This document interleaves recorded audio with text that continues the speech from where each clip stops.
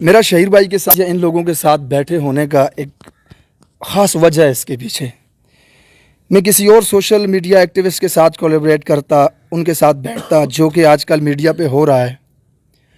شاید وہ ایک الگ لائن کے لوگ ہوتے ہیں, کوئی کامیڈین ہے, کوئی پرینکسٹر ہے. یہاں پہ اس رو میں بیٹھے ہوئے تمام لوگ جنہوں نے اپنی بات کا آغاز کیا الحمدللہ اللہ رسول کا نام لے کر کے کیا, اور یہ میری وجہ ہے یہاں پر بیٹھے ہونے کی. یہ بیسک ریزن ہے کہ میں شہیر بھائی کے ساتھ یا ان کے لوگوں کے ساتھ ہوں. نظریات کی بات ہے, جب میں نے پہلی مرتبہ انہیں سنا تھا, کافی عرصہ ہو چکا ہے اس بات کو, تب میں جانتا بھی نہیں تھا شہیر بھائی کو. تب بھی یہ نظریہ پاکستان کی بات کرتے تھے, اسلام کی بات کرتے تھے, ختم نبوت کی اور ناموس رسالت کی بات کرتے تھے صلی اللہ علیہ وسلم. یہ وہ وجہ تھی کہ جنہوں نے مجھے آہستہ آہستہ ان کے قریب کیا. شہیر بھائی کے بیسک فنڈامنٹلسٹ مسلم ہونے کے ناطے ہر مسلمان کا جو پاکستانی ہے میری طرح سوچتا ہے, جو میری آڈینس ہے یہاں پہ دیکھنے والی مختلف کیمراز کے ذریعے, ان کے کہیں نہ کہیں ذہن میں, ان کے دل میں یہ خواہش ضرور ہے کہ جس مقصد کے لیے ہمیں بنایا گیا تھا ہم اسی مقصد کے اوپر رہیں. لیکن اس وقت جو حالات چل رہے ہیں, مختلف مائنڈ سیٹ کے لوگ پاکستان میں, نسل جیسے جیسے چینج ہوتی گئی, اس میں ایک بہت بڑا رول ہے, جیسے بھائی نے ذکر کیا ایجوکیشن سسٹم کا. اب بیکن ہاؤس میں آپ جائیں تو وہاں پہ کچھ اور پڑھایا جا رہا ہوتا ہے, ٹھیک ہے. اب مدارس کے اندر کچھ اور پڑھایا جا رہا ہوتا ہے. ڈفرینٹ مینٹالٹی کے مائنڈ کے لوگ ایگزسٹ کرتے ہیں ملک کے اندر. یہی حال سیاست کا بھی ہے. ابھی ایک محمد علی خان صاحب کی میں ایک ویڈیو دیکھ رہا تھا, آج کی ٹویٹر کے اوپر انہوں نے ایک سائن کر رہے تھے کہ نصاب کے اندر جہاں پر بھی رسول اللہ صلی اللہ علیہ وسلم کا نام آئے گا وہاں پہ خاتم النبیین ہوگا, ٹھیک ہے. ہماری گورنمنٹ کے اندر ایسے لوگ بھی ہیں, اور وہیں پہ ہماری گورنمنٹ کے اندر پارلیمنٹ کے اندر کھڑی ہو کر کے ایک خاتون, ان کا نام اب مجھے یاد نہیں ہے, وہ درود شریف پڑھ کے حوالہ دے رہی ہیں کہ ہمیں اسرائیل کو ایکسیپٹ کر لینا چاہیے. ہاں جی, ہراتی سیٹ والی, بالکل یہی ہے. تو کہنے کا مقصد یہ ہے کہ ہمیں وہ نظریاتی لوگ چاہیے ہیں اوپر لے کے آنے کے لیے جو صحیح معنوں میں اس ملک کے ایگزسٹ ہونے کا جو مقصد ہے, نظریہ پاکستان, لا الہ الا اللہ کی بنیاد پہ یہ بننے والا ملک, اس اصل مقصد کو جانتے ہوں اور اسی ٹریک پہ اس ملک کو لے کر کے جائیں. جیسے کہ انہوں نے ذکر کیا بھائی نے ہمارے نصاب کا, کہ ہمارے نصاب کے اندر یہ چیزیں ہونی چاہیے. ہمارا بچہ جب 7 سال کا ہوتا ہے, اسکول میں جاتا ہے, تو اسے جب اپنی ہم تاریخ پڑھائیں گے, اسلامی اقدار اسے سکھائیں گے, تبھی جا کے اس کے اندر یہ جذبہ پیدا ہوگا, آگے وہ اپنے آپ کو ایک مسلمان کی طرح لے کر کے چلے گا. مثالوں کے نام تو آپ نے غوری رکھ دیے, لیکن غوری پڑھا کہیں بھی نہیں رہے ہو آپ. بچوں کو پڑھائیں بھی نا کہ اس کے پیچھے تاریخ کیا ہے, ہسٹری کیا ہے اس کے پیچھے. تو جب آپ بیسک ایگزسٹ کر رہے ہو, ایک ملک لا الہ الا اللہ کی بنیاد پہ آپ نے حاصل کیا, کہیں نہ کہیں آپ کو جلسوں میں نعرہ لگانے کے لیے ضرورت پڑ جاتی ہے عوام کو بتانے کے لیے کہ پاکستان کا مطلب کیا, لا الہ الا اللہ. پھر وہی صدر مملکت صاحب آ کے ناچنے گانے والوں کو تمغہ امتیاز ہے, کتنا بہترین تمغہ ہے جو ملک کا کسی ڈیزرونگ پرسن کو ملنا چاہیے, وہ بھی آپ دے دیتے. تو آپ کی سمجھ ہی ہمیں نہیں آ رہی کہ آپ کر کیا رہے ہو, آپ چاہ کیا رہے ہو. کچھ کام ہیں جو آپ مولویوں کی مرضی کے کر رہے ہو, کچھ کام آپ یہودیوں کی مرضی کے کر رہے ہو, کچھ کام اسٹریٹ فارورڈ ہو کے کیوں نہیں صاف طرح سے ہمیں بتا دیتے کہ آپ چاہتے کیا ہیں اس ملک کے ساتھ کرنا. تو ہم یہاں پہ ایسے نوجوانوں کو لے کے آنا چاہ رہے ہیں جو صحیح معنوں میں اس ملک کے بننے کی اصل جو وجہ تھی کہ ہم ہندوؤں کے ساتھ نہیں رہ سکتے, ہم مسلمان ہیں, ہمیں الگ رہنا ہے, اور لا الہ الا اللہ محمد رسول اللہ کی بنیاد پہ یہ ملک بن رہا ہے. تو اسی نظریہ پاکستان کو آگے لے کر چلنے والے ہمیں وہ نوجوان اس وقت چاہیے اور ہمارے ساتھ ہیں. اور ہم گورنمنٹ سے, حکومت سے یہ مطالبات کرتے ہیں. بھائیوں نے نمبر وائز سارے مطالبات ان کو بتائے ہیں, تو میرے خیال میں مجھے اور تو کچھ بات کرنے کی ضرورت نہیں ہے. بس یہ کہنا ضروری تھا کہ ویورز کو یہ پتہ چلے کہ میرا یہاں پہ ہونے کی کیا وجہ ہے. باقی جو اعلانات ہیں وہ شاہیر بھائی آپ کے ساتھ کریں گے, اور انشاءاللہ جہاں تک ہو سکا زندگی میں انشاءاللہ تعالی شاہیر بھائی کے ساتھ ہر وقت.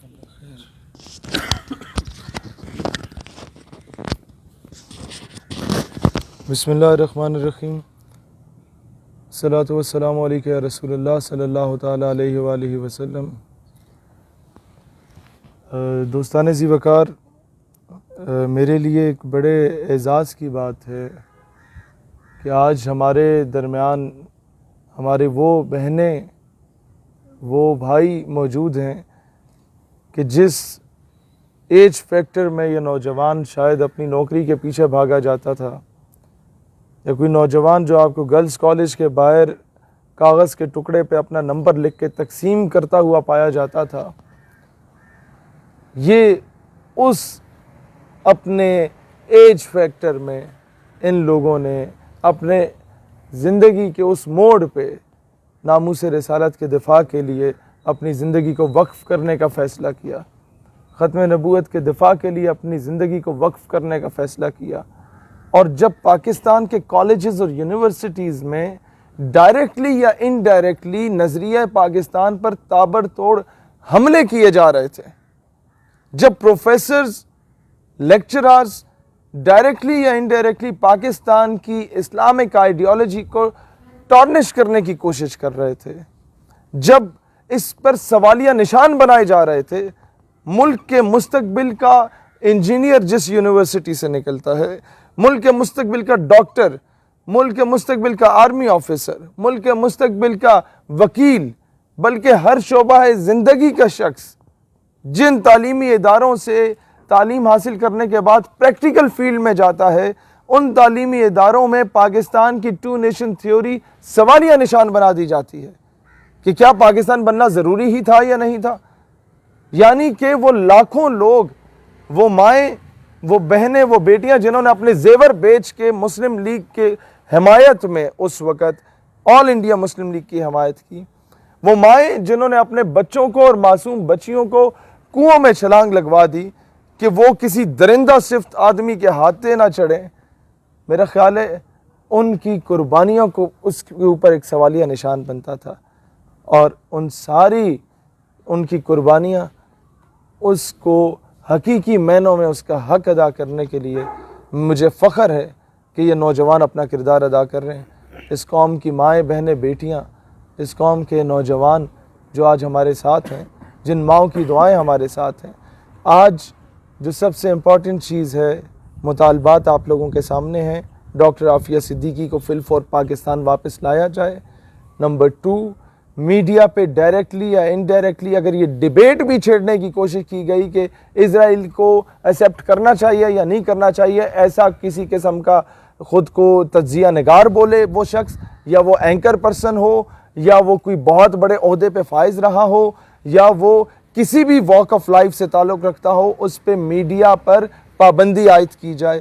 نمبر 3، وہ لوگ ڈائریکٹلی یا انڈائریکٹلی جنہوں نے پاکستان سے غداری کے مرتکب ٹھہرے، جن لوگوں نے وہ عبدالشکور قادیانی کو ملک سے باہر فرار کروا کے ڈونلڈ ٹرمپ کے سامنے پاکستان کے آئین، پاکستان کے قانون کے خلاف شکایتیں لگانے کی کوشش کی، ان کی نیشنلٹی آج تک اس سلمان تاثیر کے بیٹے کی نیشنلٹی کینسل نہیں ہوتی ہے۔ اس کے جو سمپتھائزرز ہیں، جو پاکستان کے آئین کے اگینسٹ بات کرتے ہیں، جو پاکستان کی جمہوری اقدار کے اگینسٹ بات کرتے ہیں، جو پاکستان کی آئیڈیالوجی کے اگینسٹ بات کرتے ہیں، ان کو آج تک پابند سلاسل نہیں کیا گیا۔ لیکن افسوس اس بات کا ہے کہ جن لوگوں نے بھی پاکستان کی آئیڈیالوجی کو ڈیفینڈ کرنے کی بات کی گئی، ان کو دھمکیاں دی گئی، ان کو ڈرایا گیا۔ یہ بات درست تھی جو ہمارے بھائیوں نے کہا کہ پہلے انگریز ہم پہ قابض تھے۔ مجھے یہ الفاظ چاہے غیر پارلیمانی ہی کیوں نہ ہو، مجھے اس سے اچھا الفاظ نہیں ملتے ڈھونڈنے سے بھی کہ آج وہ انگریزوں کے کتے نہلانے والے ڈائریکٹلی یا انڈائریکٹلی پچھلے 70 سالوں سے کسی نہ کسی فارم میں ہمارے اوپر قابض رہے، ہمارے تعلیمی نصاب پہ قابض رہے، ہمارے جو religious norms, culture and traditions تھی ان کو جو ہے ان کے امیج کو ٹارنش کرنے کے لیے ہمارے اوپر قابض رہے۔ یہ وہ لوگ جنہوں نے اس وقت 20 روپے کے عوض ایک مجاہد کی مخبری کر کے اسے شہید کروایا، جس نے ایک جائیداد کے حصول کے لیے مجاہدوں کی مخبریاں کی انگریزوں کو، وہ لوگ جو دستار پہن کے اور بارش ہونے کے باوجود میم صاحب کے سامنے نظر نہیں اٹھاتے تھے اور چائے پیش کرتے تھے اور انگریزوں کے گھر والوں کو، وہ لوگ جو ان کے گھوڑے نہلایا کرتے تھے، جو ان کے حقے بھرا کرتے تھے، ان لوگوں کو جاگیروں سے نواز کے ہمارے اوپر نوابوں، وڈیروں یا ایم این ایز یا ایم پی ایز یا منسٹرز یا سو کالڈ بڑی بڑی گدیوں کے گدی نشینوں کی صورت میں ہمارے اوپر مسلط کر دیا، اور اس قوم کے اس لاکھوں شہداء کے خون کے ساتھ کھلواڑ کیا گیا. آج وقت کی ضرورت ہے کہ ان لوگوں کو جو فیصلے امپوز ان کے ذریعے کیے جاتے ہیں، آج ہمیں یہ فیصلہ کرنا ہوگا کہ ہماری فورن پالیسی آزاد ہوگی.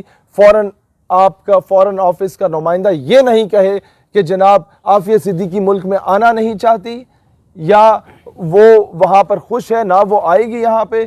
لہٰذا جب تک یہ فورن پالیسی آزاد نہیں ہوتی ہم اس غلامی سے نہیں نکلیں گے.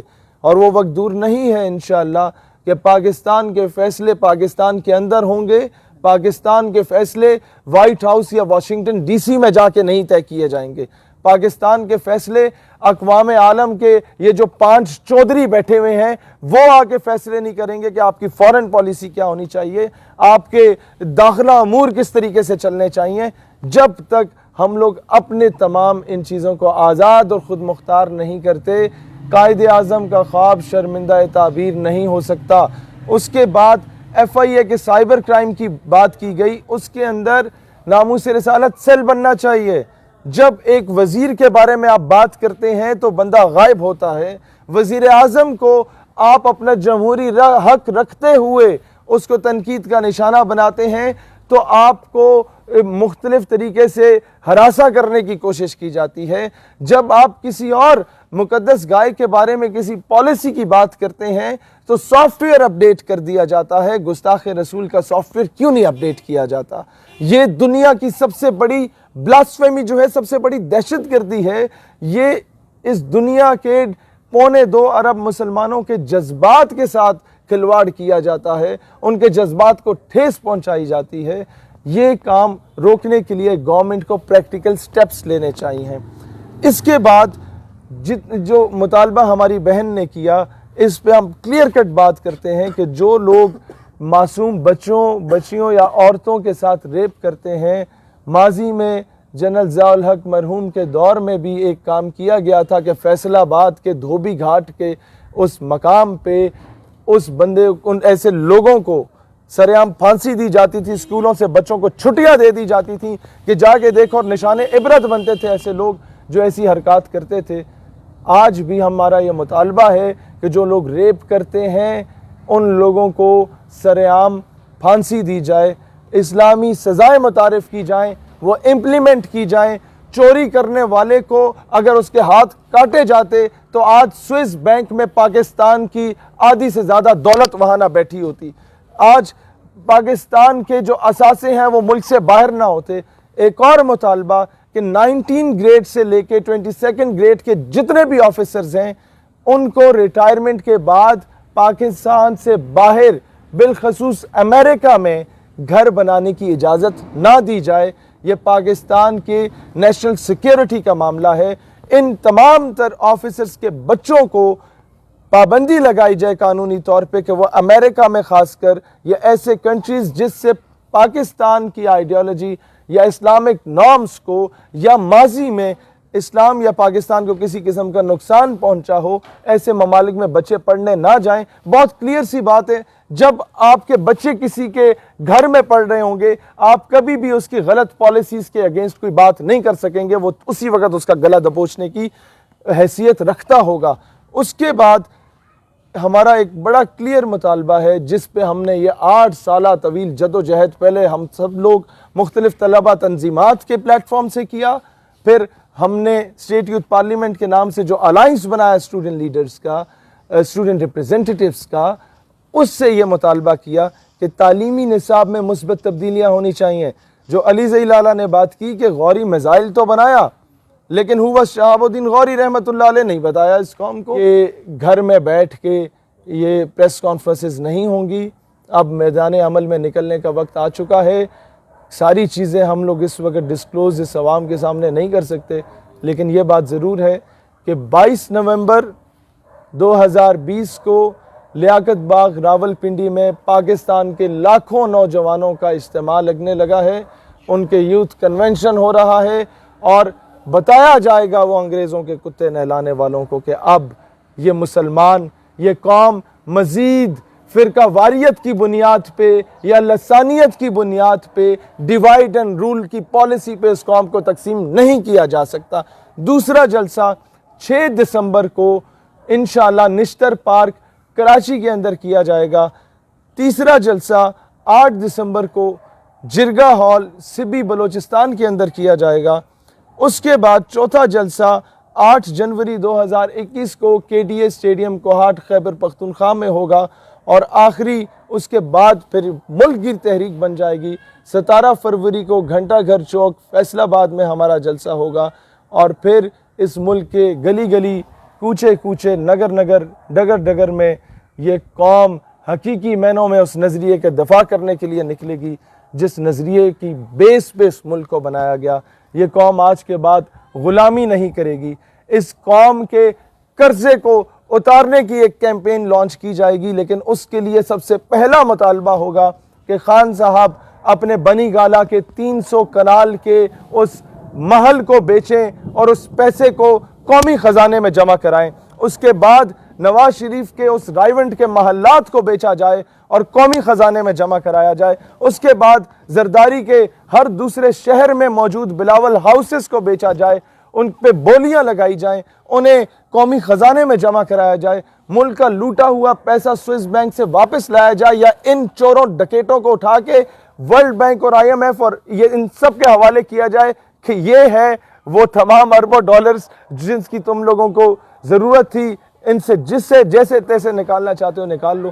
جب تک ہم لوگ ان قرضوں سے نجات نہیں پاتے تب تک ہم لوگ دنیا میں سر اٹھا کے نہیں جی سکیں گے. تب کبھی بھی قوم کی بیٹی کو اغیار اٹھا کے لے کے جا سکیں گے.